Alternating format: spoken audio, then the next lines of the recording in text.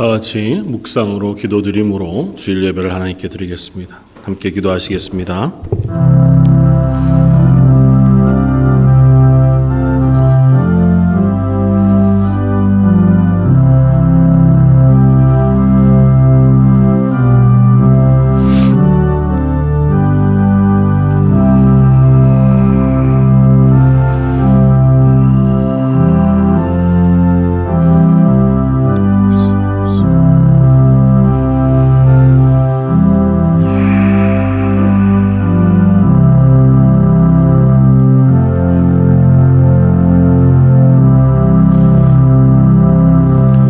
하나님은 우리에게 은혜를 베푸사 복을 주시고 그의 얼굴빛을 우리에게 비추사 주의 도를 땅 위에 주의 구원을 모든 나라에게 알리소서.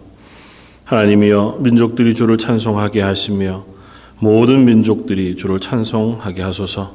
온 백성은 기쁘고 즐겁게 노래할지니 주는 민족들을 공평히 심판하시며 땅 위의 나라들을 다스릴 것임이니이다.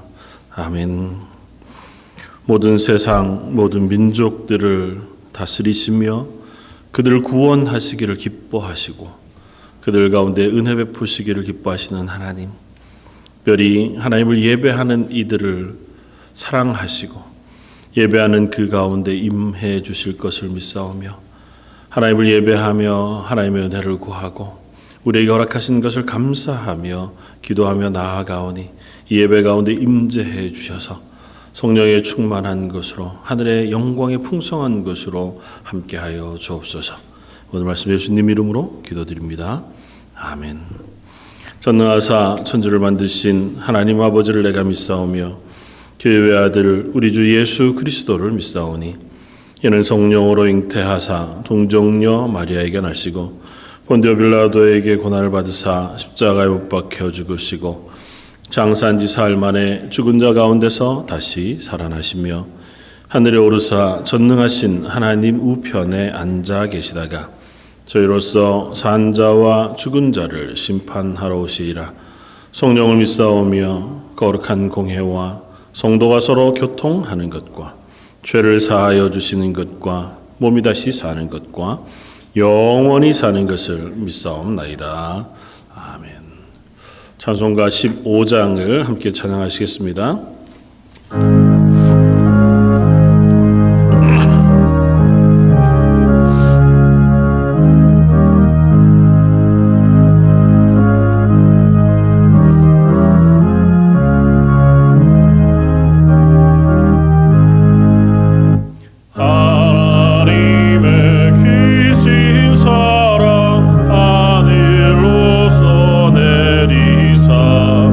우리 맘에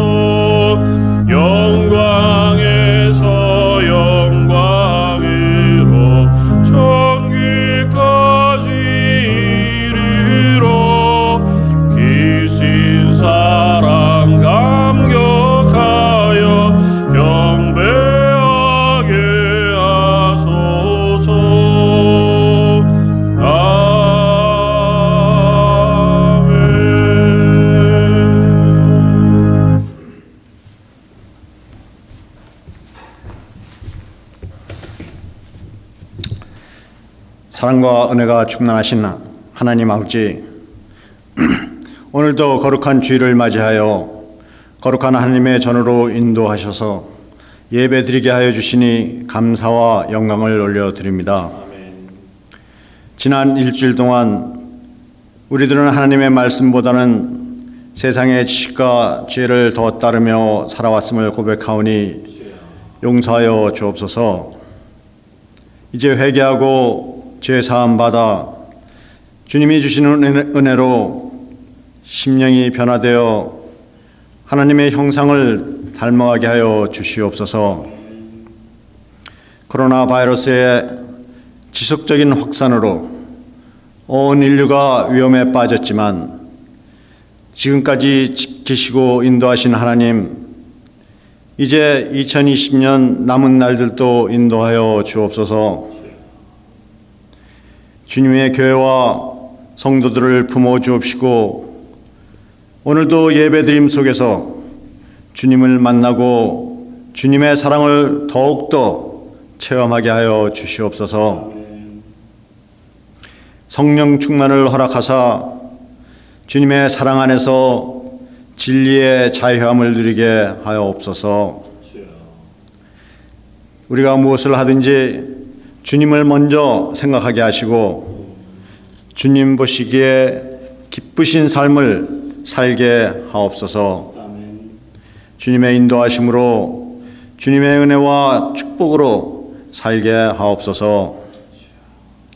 하나님 아버지, 이제 다음 주부터 다시 대면 예배를 시작하려는 주일학교와 EM에 주님의 도우심이 함께 하시길 기도드립니다.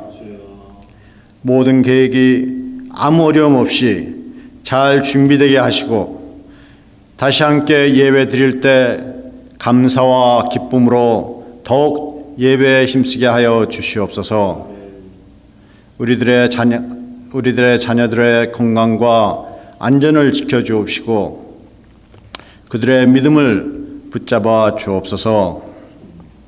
또 오랫동안 기도하며 기다리는 EM 목사님, 사랑과 은혜로 젊은이들을 이끌어 나갈 신실하고 사랑이 넘치는 목회자를 속히 보내어 주시옵소서.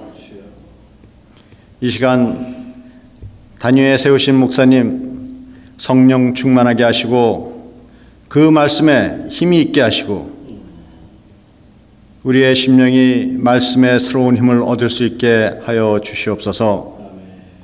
말씀을 듣고 행하는 자는 지혜로운 사람이요 복 있는 사람이라 하였습니다.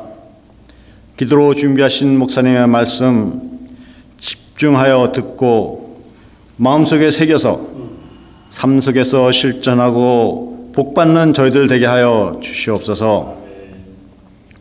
하나님, 가지고 나온 모든 기도 제목들 간절히 기도드릴 때 들으시고 응답하옵소서. 다 해결받는 은혜의 시간이 되게 하여 주시옵소서. 특별히 육신의 연약함으로 기도하는 성도들에게 육신의 건강함을 주시고 마음이 상한 성도들에게 주님의 위로가 있게 하시고 병마와 싸우는 성도들에게 치유의 역사가 일어나기를 간절히 기도드립니다. 하나님, 모든 성도들에게 전도와 선교의 마음을 부어 주옵소서.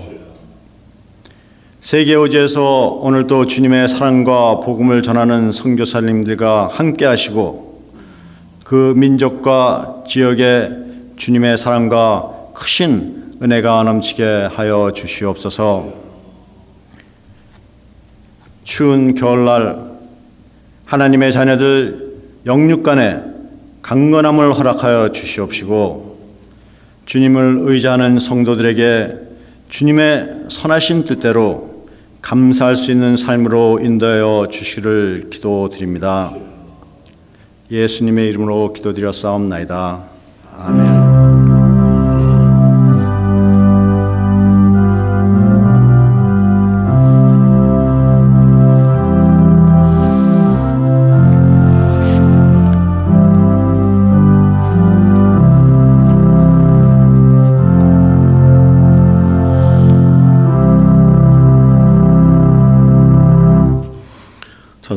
91장을 함께 찬양하시겠습니다.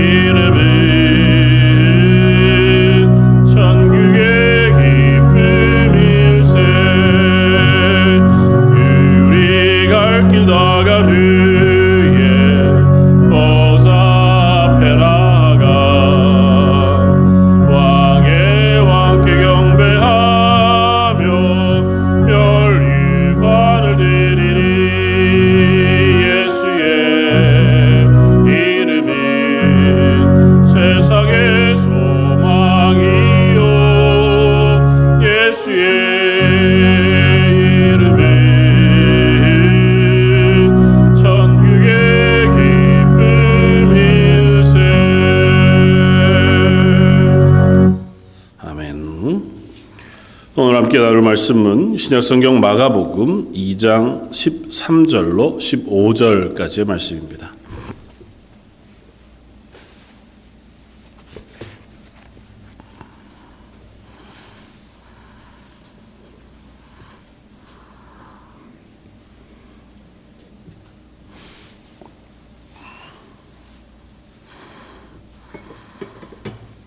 마가복음 2장 13절로 17절까지, 15절까지.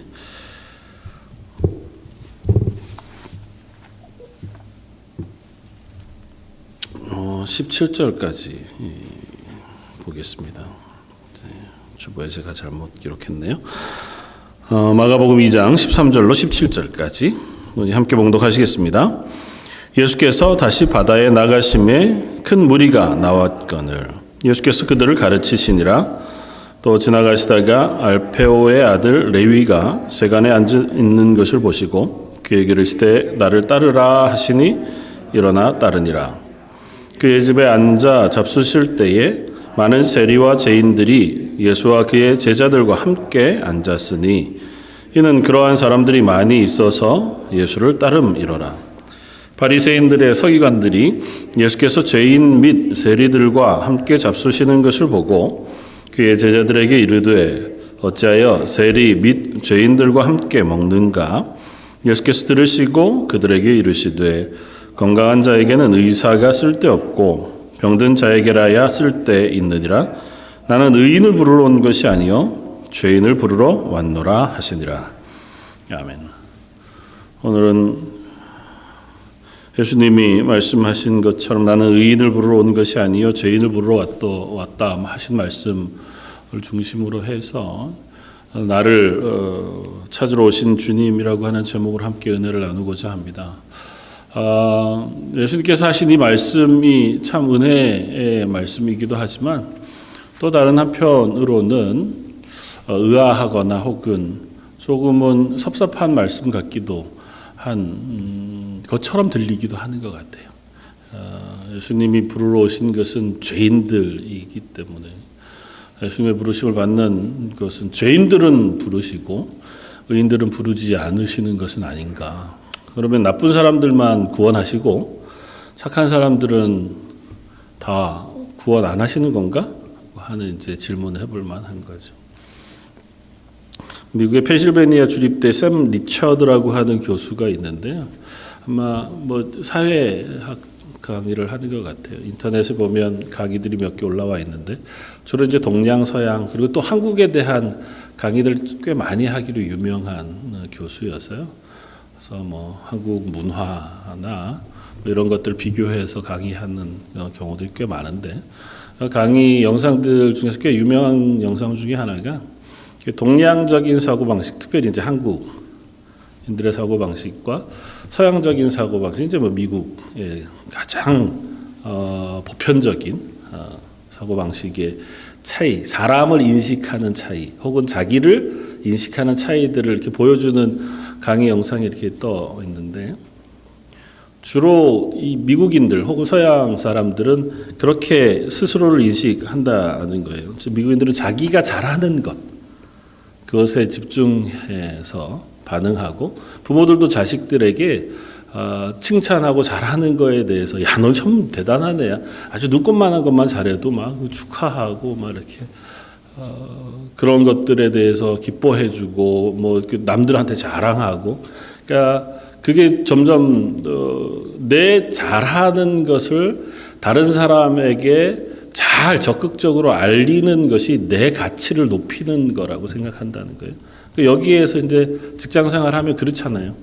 다른 회사로 전직할 때 내 가치를 좀 올려서 또 다른 회사 갔다가 또 다시 이 회사 올 때는 이전 직급보다 훨씬 더 좀 나은 대우를 받고 돌아오는 이게 능력이잖아요. 한국 같으면 여기서 꾸준히 봉사하는 게 애사심도 있고 좀 사람이 신실하고 정직하다고 생각하는데 여기는 갔다 오더라도 자기 가치를 높이는 게 스스로의 능력이라 이렇게 생각하는 분위기가 있단 말이에요. 굉장히 보편적인 서양적인 가치, 사고방식이라는 거예요. 거기에 반하면 동양적인 사고방식, 특별히 한국은 그런 것과 정반대로 자기의 약한 부분에 집중한다는 거예요.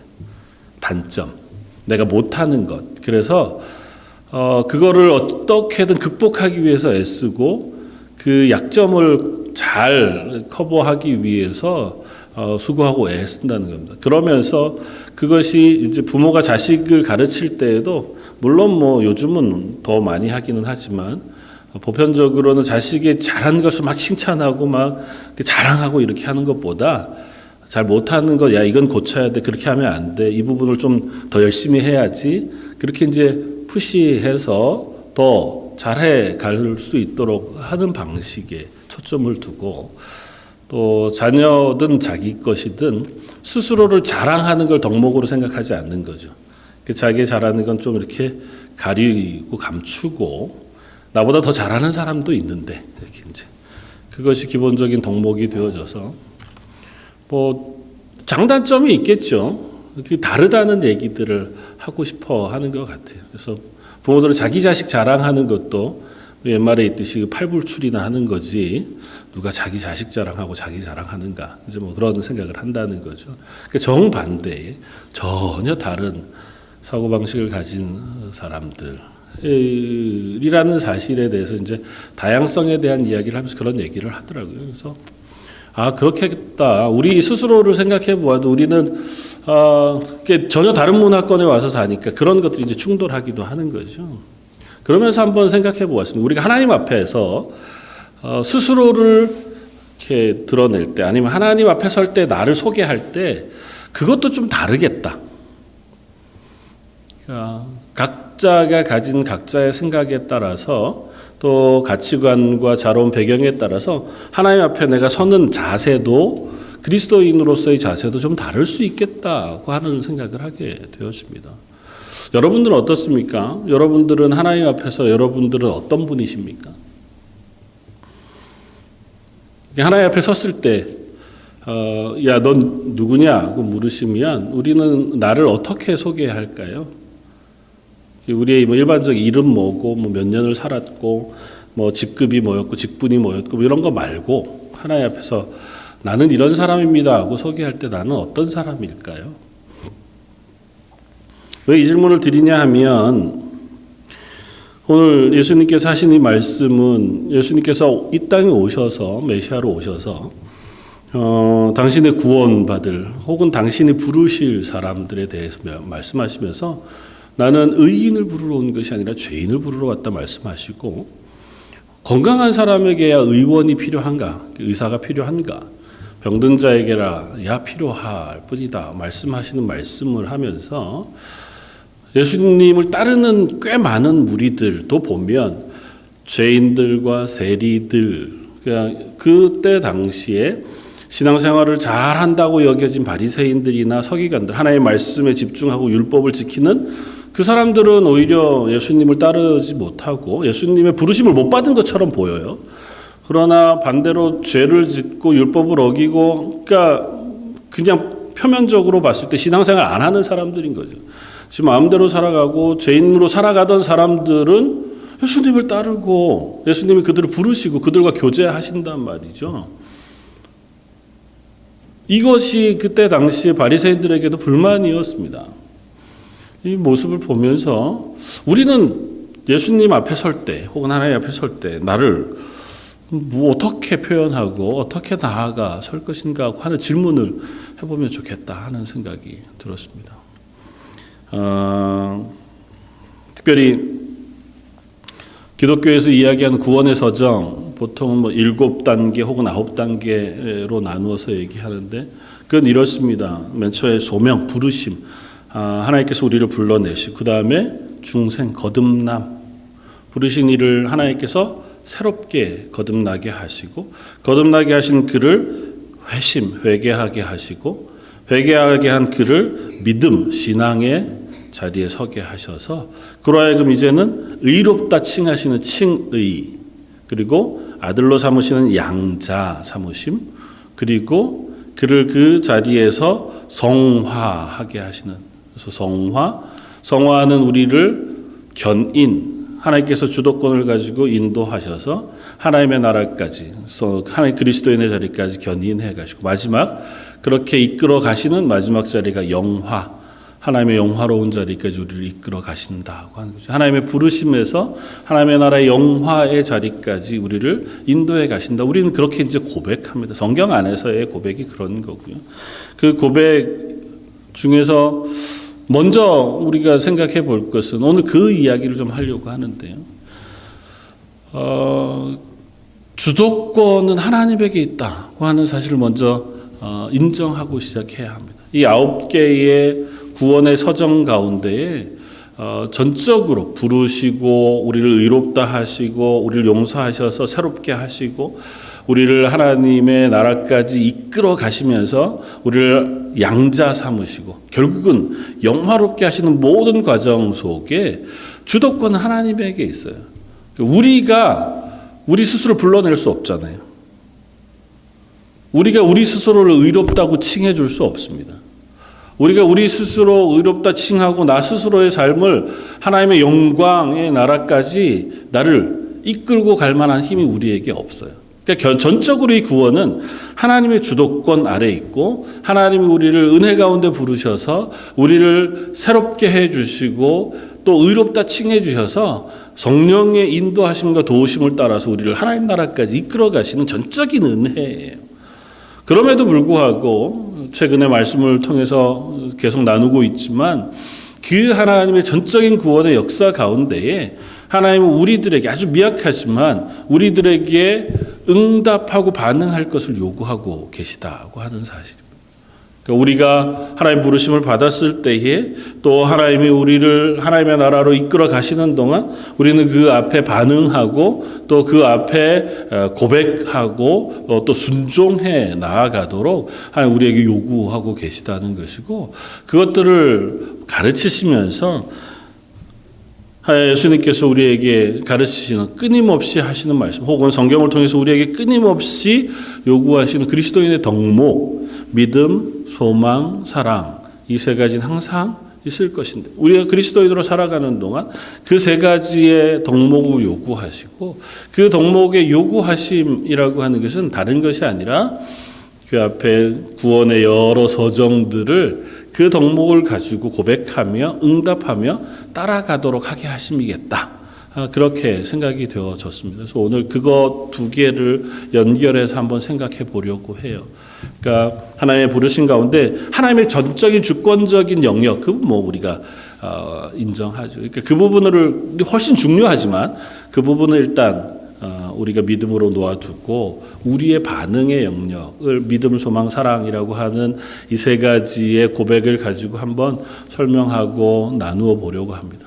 그리고 그 모든 것 가운데 첫 번째, 그 믿음, 소망, 사랑으로 나아가기 전 첫 번째 조건이라고 하면 좀 그렇지만 하나님이 부르시는 사람들의 조건, 그건 뭐냐 하면 죄인이어야 한다는 것입니다. 조건치고는 너무 이상한 조건이죠. 하나님께 구원받을 수 있는 사람들이라고 이야기하거나 하나님의 부르심 앞에 설 수 있는 사람들, 혹은 하나님 부르시는 사람들의 첫 번째 조건, 성경은 단호하게 얘기해요. 죄인들을 부르신다고 말씀하세요. 물론 우리가 의인이 되어야 하고 하나님 부르시면 응답해 순종하고 다 있죠. 그러나 첫 번째 조건은 오늘 본문에 따르면 명확하게 예수님 말씀하세요. 나는 죄인을 부르러 왔다고 말씀하세요. 그러니까 우리는 그 조건에 아주 딱 맞는 사람들인 거죠. 그런 의미에서 오늘 설교 제목이 그겁니다. 나를 찾으러 오신 예수님. 우리는 예수님이 부르실 만한 사람들인 거예요. 죄인이기 때문에. 근데 이제 그렇지요라고는 얘기하지만 한편에 뒤에 좀 찝찝한데 그렇게까지 이야기할 필요가 있나? 그 이야기하는 혹은 먹는 마음들이 우리 속에 있어요. 다 똑같은 죄인은 아니잖아요. 죄인 중에도 등급이 있거나 아니면 그렇게까지, 그러면 예수님의 부르심을 받은 사람들 혹은 구원받은 모든 사람들 중에 다 죄인들만 부르러 오셨으면 의인들이나 의로운 사람들은 하나도 부름을 받지 못한 것인가? 그거 이제 질문하게 되어지고, 그 질문이 오늘 바리새인들과 서기관들의 질문이기도 했습니다. 예수님께서 사역을 하시고 가시다가 한 레위를 부르십니다. 그 세리였던, 그의 집에 거하시면서 함께 음식을 나누시는데 보니까 대부분이 다 세리들이고 죄인들이에요. 그때 당시에 유대인들이 보기에 죄인으로 또 함께 어울리면 율법을 저촉하게 되어지는 죄인들인 거죠. 그러니까 죄인들과 세리들과 어울려서 예수님이 드시고 또 교제하시는 걸 보고는 바리새인들과 서기관들이 와서 예수님에게 묻습니다. 왜 그러느냐는 거죠. 왜 건강하고 의롭고 또 율법을 잘 지키는 사람들과 안 어울리고 어울리지 말아야 할 죄인들 그리고 세리들하고만 어울려 지내시느냐는 겁니다.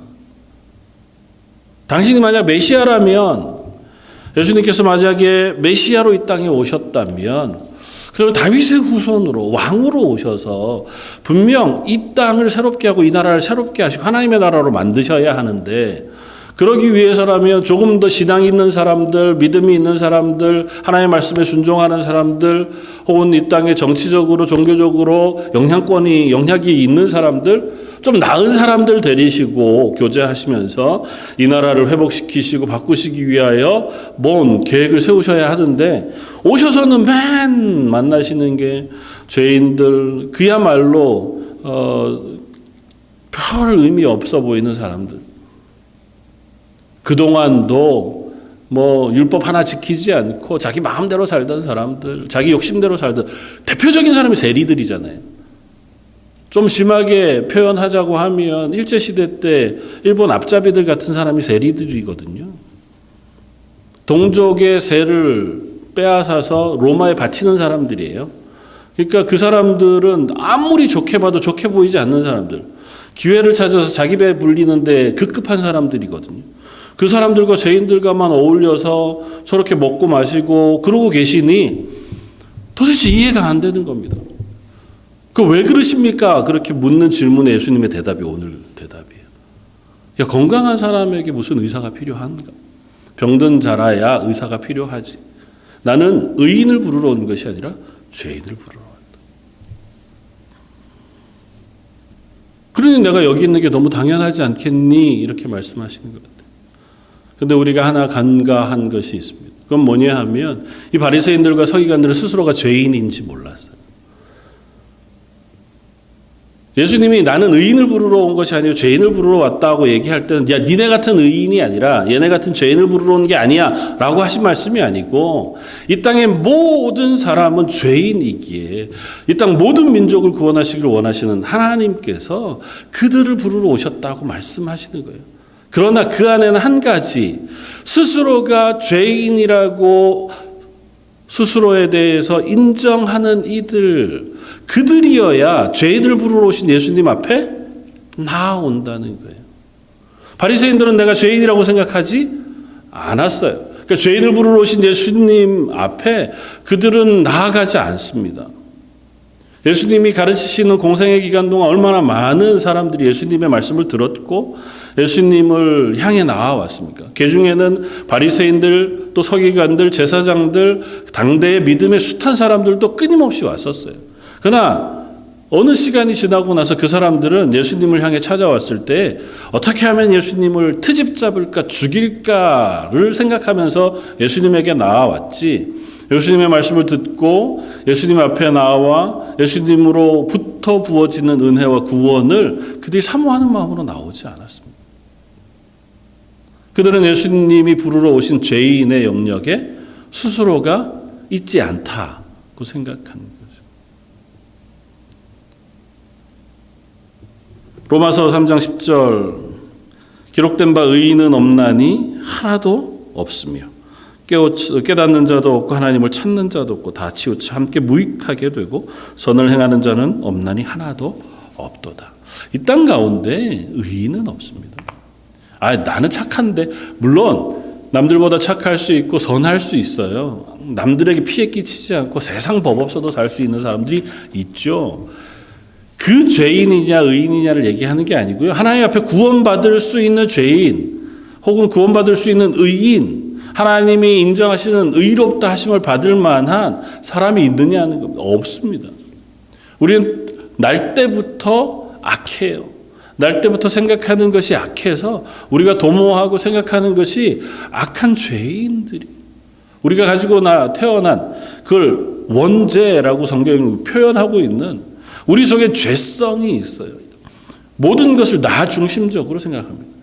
그걸 양보해서 내가 남을 사랑하고 양보해서 남을 배려하고 남에게 피해 끼치지 않으려고 애쓰는 도덕심 혹은 양심, 하나님을 닮은 그와 같은 것들이 그것들을 통제하고 있을 따름이지, 인간은 모두가 기본적으로 죄인이에요.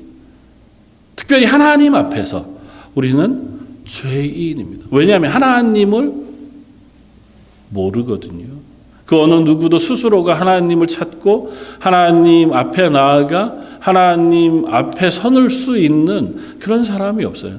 아담과 하와가 하나님을 떠난 이후로, 그 이후로 우리 속에 스스로가 하나님을 찾을 수 있는 능력이 없어졌습니다. 그걸 오염, 죄의 오염이라고 표현해요. 그러니까 우리는 이미 그 상태인 사람, 그 죄인을 부르러 오신 거예요. 그러니까 모든 인류를 다 부르러 오신 거예요. 하박국 선지자를 통해서 말씀하시는 것처럼 세상 모든 민족, 그 가운데 충만하신 하나님의 은혜로 그들을 부르러 오신 하나님의 구원의 부르심이에요. 다만 그 부르심 앞에 나는 죄인입니다 라고 인정하는 사람들은 나와요. 그러나 나는 아닌데, 그런 사람들이 예수님께 나오지 못합니다. 그러니 예수님이 오셨을 때에 예수님 앞에 나오는 대부분의 사람들이 죄인과 세리들이었던 거예요. 비교적 그들은 수월하게 내가 죄인됨을 인정할 수 있습니다. 실제로 내가 보기에도 내가 죄인이거든요. 내가 나 스스로를 소개할 때 난 죄인이에요. 남들 앞에 내가 나갈 때 대표적으로 난 죄인이에요. 세상 모든 사람이 날 미워해. 내가 하는 이 일 자체가 그렇게 좋지 않아. 그러니 예수님이 죄인을 부르러 오시고 회개하라 명하시는 세례 요한의 외침에 그게 마음에 찔림이 돼요. 아, 맞아. 내가 죄인이지. 내가 회개해야지. 그러니 반응을 빨리 합니다. 근데 그렇지 않은 사람들은 내가 죄인인 게 인정이 안 돼요. 내가 죄를 범하지 않기 위해서 율법을 지키기 위해서 얼마나 수고하고 애쓰며 일주일에 2번씩 금식하고 내가 구제하기 위해 얼마나 물질을 쓰며 얼마나 금식하고 얼마나 기도하고 얼마나 율법을 지키기 위해 애쓰는데 그랬는데 이제 와서 나더러 회개하라고 죄인이라고 그러니 난 아닌데 그 앞에 반응하지 못하는 좀 억울한가요? 그럼 결국은 착하게 산 사람은 구원받기 어렵고 나쁘게 산 사람만 구원받을 수 있는 거 아닙니까? 그렇지 않습니다. 예수님의 부르심 앞에 처음에는 익숙하게 반응하고 빠르게 반응한 사람들이 당대에도 죄인이었던 사람들이겠지만 결국은 말씀 가운데에 하나님 주시는 은혜의 말씀이 우리에게 들어오면 또 성령이 우리 가운데 조명하게 되어지면 우리 스스로가 태생적으로 죄인이라는 사실을 깨닫게 돼요. 그렇구나. 내가 착한 줄 알았는데 난 괜찮은 줄 알았는데 그렇지 않구나. 예수님의 그 십자가의 보혈의 피가 아니고는 내가 하나님의 구원하심 가운데 설 수 없는 죄인이구나를 스스로 깨닫게 되어지고 그때 비로소 우리는 하나님의 부르심 앞에 나아서게 되었습니다. 그래서 첫 번째 하나님의 부르심을 받은 사람은 누구냐? 죄인들이다. 구원의 사정 가운데 가장 처음 2단계 소명 그리고 중생 회심.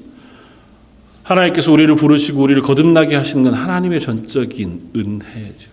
그러나 그 앞에 반응하여 회심, 회개하는 것. 물론 그것도 하나님의 영역이에요. 그렇긴 하나 우리들에게 스스로의 죄인됨을 인정하고 하나님 앞에 나올 것을 요구하세요. 예수님 때에 예수님이 오셔서 가르치시고 그들 가운데 거하셨을 때에 나왔던 수많은 무리들, 특별히 예수님에게 친밀하게 나오고 끝까지 예수님을 따라다닌 이들, 내 스스로가 죄인인 것을 인정하고 회개하여 하나님 앞에 선 사람들에게 주어진 은혜가 아닐 수 없습니다. 오늘 본문 13절 14절에 보면 예수님께서 큰 무리를 가르치시다가 한 레위를 부르세요. 알페오의 아들 레위를 세관에 앉은 것을 보시고 불러내십니다. 이 레위가 누구냐 하면 마태예요. 마태를 부르시는 장면이고 나를 따르라 말씀하시는 그 부르심에 마태가 자기 것을 놓아두고 예수님을 따라요. 아마 그것은 예수님의 부르심에 권세, 능력이 있었기 때문일 테고 세리였던 마태가 자기 모든 것들을 다 버려두고 내 이 죄를 혹은 내 욕심을 회개하고 예수님의 부르심에 응답하는 응답이었기 때문이었을 겁니다. 그러니까 그 마태를 포함해서 그 친구들이었던 세리 혹은 주변에서도 숱한 죄인들, 오늘 본문이 그렇게 아예 노골적으로 쓰잖아요. 그의 집에 앉아 잡수실 때 많은 세리와 죄인들이 예수와 그의 제자들과 함께 앉았으나 이는 그러한 사람들이 많이 있어서 예수를 따르미러라. 예수님을 그들이 따라왔어요. 그리고 그들이 따라와 회개할 때에 그들은 예수님의 제자가 됩니다. 말씀을 보면서 저는 놀라운 것들을 발견합니다. 그게 뭐냐 하면 마태를 부르셨을 때 혹은 세리와 죄인들과 함께 먹으실 때 예수님 혼자가 아니셨어요. 예수님의 제자들이 예수님과 함께 있었습니다. 예수님의 제자는 출신 성분이 꽤 다양해요. 세례 요한을 따르던 제자들도 있었고 열심당원, 그러니까 독립운동 열심히 하던 열심당원들도 있었습니다. 율법을 열심히 지키던 이들도 있었고 어부들도 있었고 그 중에는 세리들도 있었습니다. 근데 그들이 마태라고 하는 세리의 집에 함께 먹어요. 그것을 기꺼이 어쩌면 불편하지만 감내했는지 혹은 예수님이 가시니 하는 수 없이 앉았는지 모르지만 그들과 어울리는 것을 그들이 감수하고 인정합니다. 내가 스스로가 의롭다고 생각하는 사람들 그렇게 할 수 없어요. 오늘 바리새인들과 서기관들은 그 자리에 같이 갈 수 없었어요. 나는 저 자리에 들어갈 수 없어요. 쟤네들하고는 도무지 같이 어울릴 수가 없어요. 쟤네들은 내가 상종할 수 있는 사람들이 아니에요. 저런 죄인들 그런 마음도 있겠지만 거기 가는 게 찝찝한 거예요. 그 사람들하고 같이 밥 먹고 같이 앉아서 뭔가를 한다는 게 용납이 안 돼.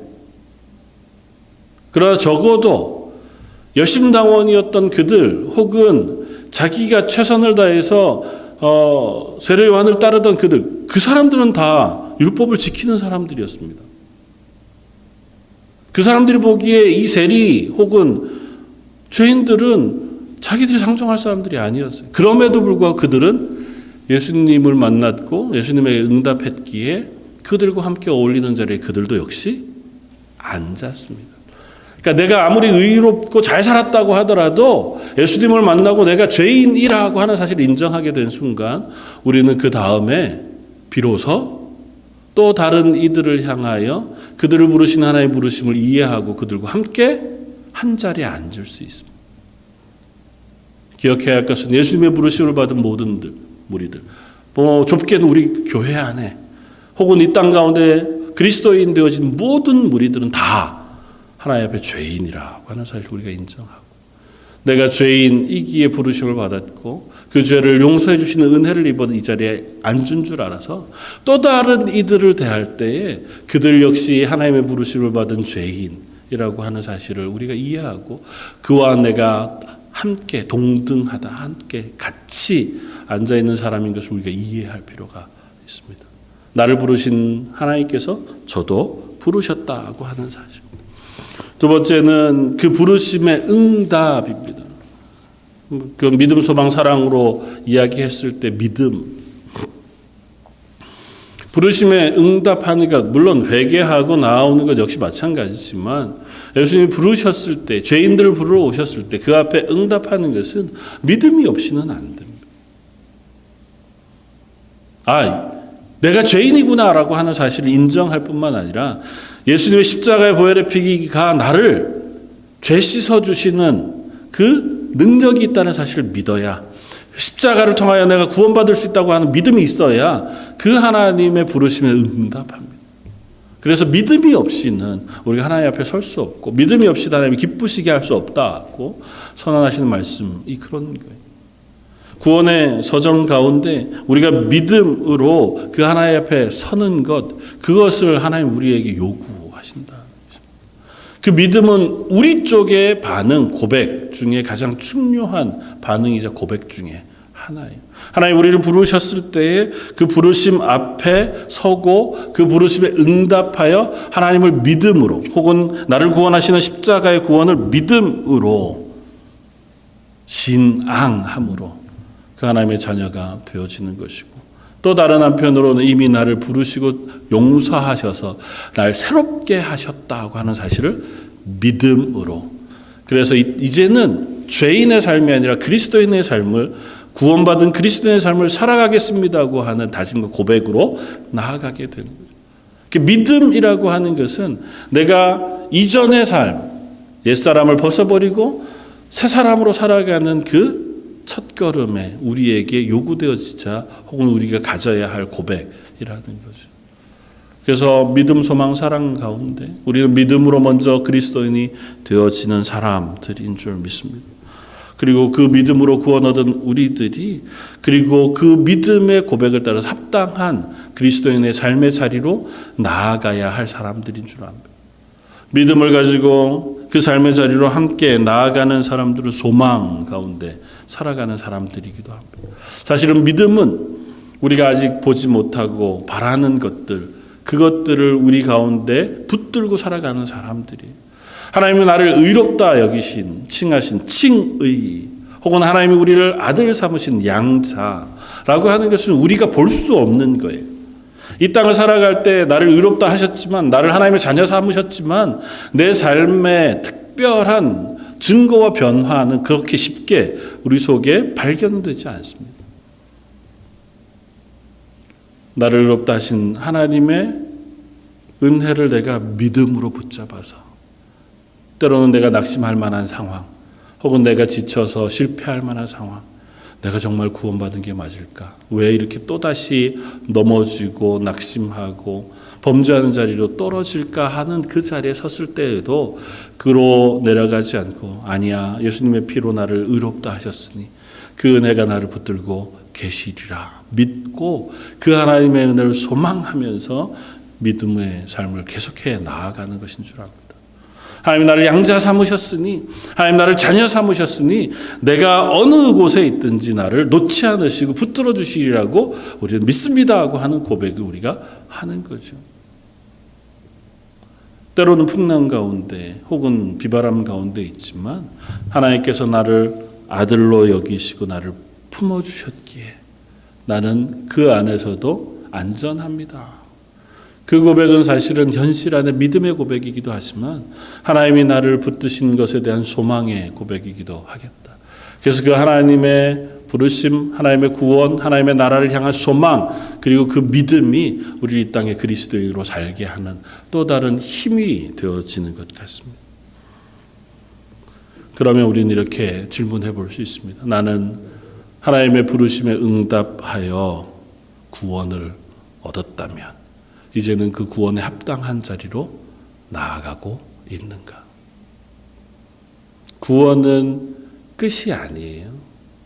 하나님 우리를 구원하심으로 나는 이제는 끝이 아니고 우리를 하나님께서 구원하신 그 구원에 반응해 이 땅에서 그리스도인으로 응답하며 살아가는 삶을 살아가야 하는 시작입니다. 하나님의 영화로운 나라까지 우리가 그 구원의 믿음의 고백을 가지고 하나님의 나라의 소망을 가지고 이 땅의 삶을 힘있게 살아가는 사람들 되어져야 한다는 것. 마지막으로 우리의 믿음은 하나님의 나라 그곳까지 나아가는 동안 성화, 점점 자라가야 합니다. 그리고 성화의 자리에 우리에게 요구되어지는 것은 성경에 끊임없이 요구하시는 사랑 줄 압니다. 성화되어져 간다고 하는 것은 우리가 하나님의 모습을 점점 닮아간다는 거거든요. 성경은 분명히 이야기합니다. 하나님은 사랑이시다고 말씀하세요. 그 하나님을 닮아가는 것, 성화되어져 가는 건 내가 거룩한 사람이 되어가는 거거든요. 하나님의 형상을 닮아가는 겁니다. 그것을 성경은 다른 것으로 요구하지 않고 사랑하라고 해요. 하나님을 사랑하고 내 이웃을 사랑하라고 명령해요. 그 명령에 사랑함으로 순종할 때 우리가 성화되어져 가는 거예요. 우리가 하나님의 형상을 닮아가는 성화의 자리, 그것이 우리 속에 어떻게 이루어지고 있는가를 확인하는 유일한 방법, 다른 것이 아니고요. 그가 사랑하는 사람인가고 하는 사실을 우리가 확인하면 됩니다. 내 속에 사랑하는 고백이 있는가? 내 이웃을 사랑하는가? 내 이웃을 사랑하되 나를 사랑하는 이를 사랑하는 것이 아니고 그것을 넘어서서 내가 사랑하기 싫은 사람, 내가 사랑할 수 없는 사람도 사랑하는 자리까지 내 사랑이 자라가고 있는.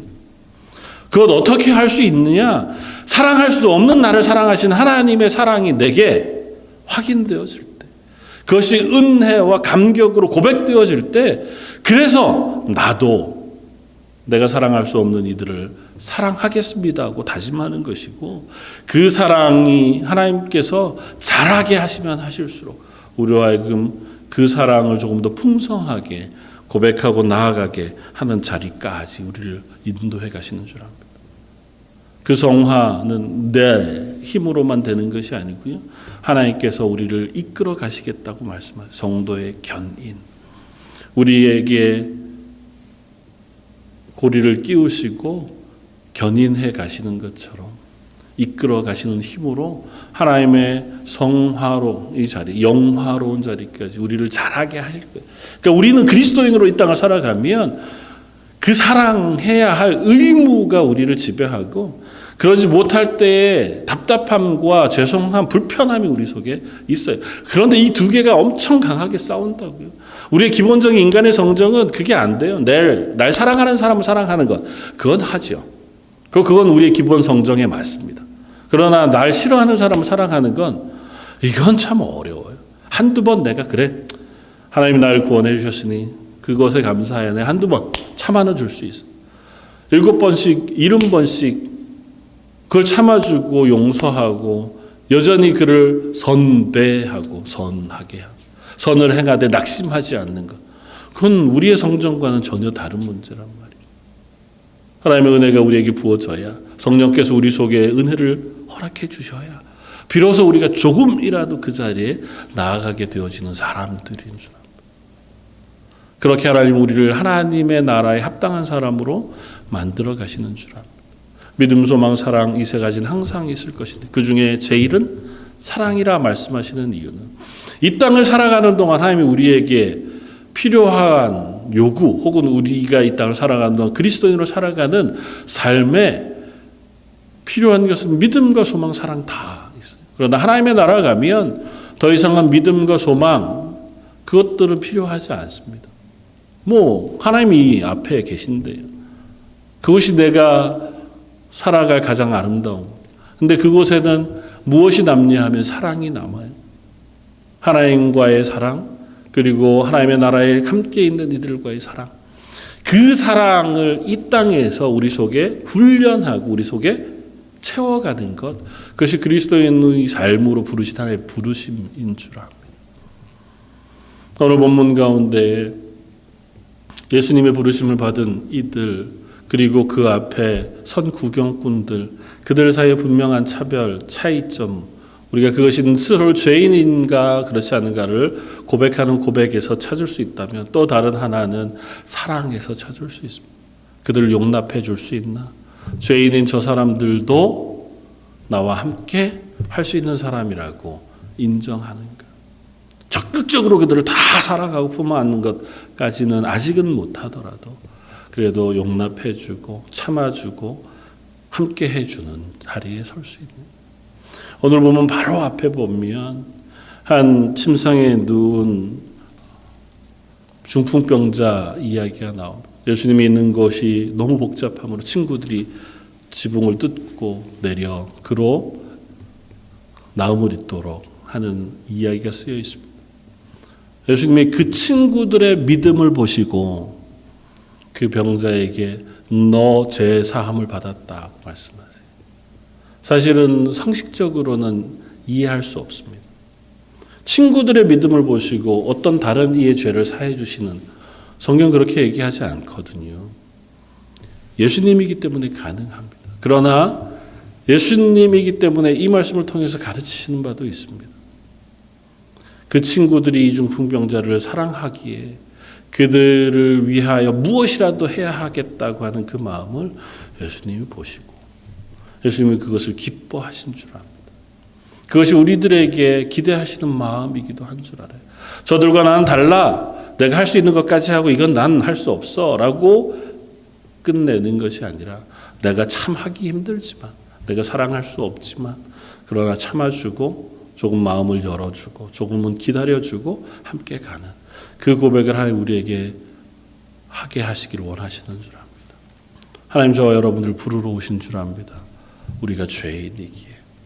그리고 부르러 오신 우리를 부르셔서 하나님의 자녀로 삼으신 줄 믿습니다. 이 땅을 이제는 거듭난 하나님의 자녀로 하나님 부르심에 응답하여 내 이웃을, 내 자녀들 혹은 좁게는 우리 런던 제일장로교에 속한 한 성도 되어진 이들 조금 더 나아가자면 내 가까이는 있지만 내가 별로 사랑하기 쉽지 않은 사람들 그들을 조금 더 참아주고 조금 더 위해 기도해주고 용납해주면서 그 사랑의 범위가 점점 넓어져 하나님의 기뻐하시는 성화 영화로운 자리까지 나아가는 저와 여러분들 되시기를 주님의 이름으로 축원을 드립니다. 다시 한번 기도하겠습니다. 죄인된 우리를 찾아오셔서 우리를 고치시고 또한 의롭게 하셔서 하나님의 자녀라 칭해 주시며 이 땅 가운데 그리스도인으로 살아가도록 불러주신 하나님, 저희는 여전히 연약해서 하나님의 부르심 앞에 기뻐하며 감사하며 주신 명령에 순종하는 것이 쉽지 않은 것을 고백합니다. 하오나 저희를 부르셨으니 하나님이 저희를 인도해 가시고 우리를 변화시켜 주신다 말씀해 주시니 하나님의 능력을 힘입어 이 땅을 그리스도인으로 믿음, 소망, 사랑 가운데 살아가기를 원합니다. 저희 속에 그 풍성하신 은혜를 허락하여 주옵소서. 모든 말씀 예수님 이름으로 기도드립니다. 아멘. 찬송가 259장을 함께 찬양하시겠습니다.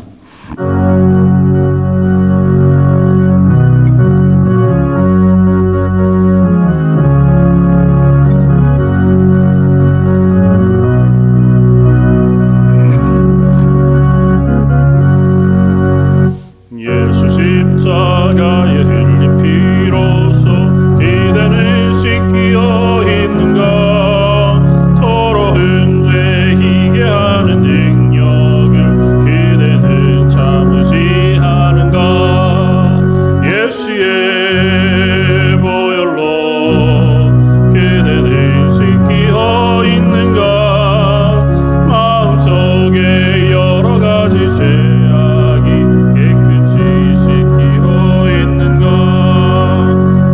예수와 밤낮으로 늘 함께 기대는 행동을 하는가 아무 때나 어디서나 기대는 십자가 붙들고 있는가 예수의 보혈로 기대는 씻기어 있는가 마음속에 여러 가지 죄악이 깨끗이 씻기어 있는가 주님 예수에 다시 올 때 기대는 영접할 예복이 있는가 기대 몸은 거룩한 곳 천국에 들어갈 준비가 됐는가 예수의 이름이 기대는 씻기어 있는가